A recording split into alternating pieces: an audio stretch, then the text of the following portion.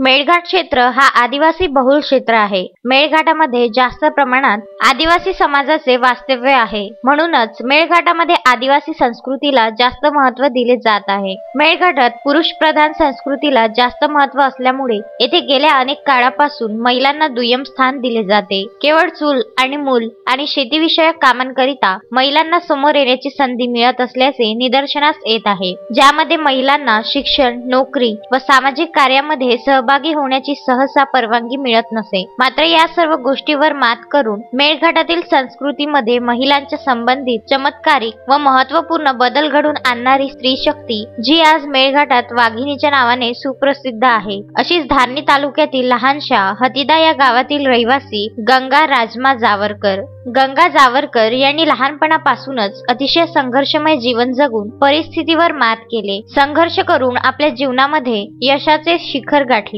हे यशाचे शिखर स्वतःकरिता नव्हते, तर मेळघाटातील प्रत्येक महिलेकरिता समाजात स्थान मिळवून देण्याकरिता, त्यांना यश संपादन करण्याकरिता होते। लहानपणातच बाबांचा साया डोक्यावरून गेल्यानंतर गंगा जावरकर यांनी आपल्या कुटुंबाचा संपूर्ण भार स्वतःवर घेऊन कसेबसे आपले शिक्षण धारणी जिल्हा परिषद शाळेपासून तर बिजू धावडी आश्रमशाळा आणि नंतर नवोदय शाळा आणि त्यानंतर नर्सचे प्रशिक्षण घेतले। या शिक्षणानंतर गंगा जावरकर यांना आपले व आपल्या कुटुंबाचे पालन पोषण करायचे होते, म्हणून त्यांना आपली आर्थिक बाजू मजबूत करायची होती। त्याकरिता त्यांनी दयासागर या संस्थेमध्ये महिलांकरिता प्रबोधनाचे काम करण्यास सुरुवात केली, ज्यामध्ये गंगा यांनी मेळघाटातील प्रत्येक महिलेला समाजात स्थान मिळवून देण्याकरिता उत्तम अशी कामगिरी केली। तसेच या समाज कार्यामध्ये गंगा मेळघाटातील पहिल्या अशा महिला आहेत की ज्यांनी दुचाकीचा वापर करून मेळघाटातील प्रत्येक गावाला पोहोचून महिलांचे समुपदेशन केले।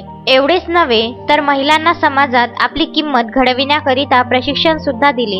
आज गंगा जावरकर या मेळघाटात वाघिणीच्या स्वरूपात काम करताना दिसून येत आहे। म्हणूनच गेल्या खूप वर्षापासून गंगा जावरकर या रानामालूर ग्रामपंचायतीच्या सरपंच आहेत। तसेच गंगा जावरकर या खरेदी विक्री सोसायटीच्या संचालक सुद्धा आहेत। गंगा ह्या गेल्या बऱ्याच काळापासून मेळघाट सारख्या अतिदुर्गम क्षेत्रामध्ये समाजकार्य अविरतपणे व निस्वार्थपणे करत असल्यामुळे त्यांना अनेक राज्यस्तरीय आणि जिल्हास्तरीय पुरस्कारांनी सुद्धा सन्मानित करण्यात आले आहे। या पुरस्काराने सन्मान प्राप्तीनंतर सुद्धा गंगा जावरकर यांनी आपले जीवनमान साधी राहणी मात्र उच्च विचार असे ठेवूनच आजही त्या मेळघाटात समाजकार्य व महिलांना प्रेरणा देण्याचे काम अविरतपणे करत आहे। महिला दिवसाचे औचित्य साधून अतुल्य मेळघाट व समस्त मेळघाट वासियांकडून या मेळघाटच्या वाघिणीला खरोखर सलाम करावेसे वाटते।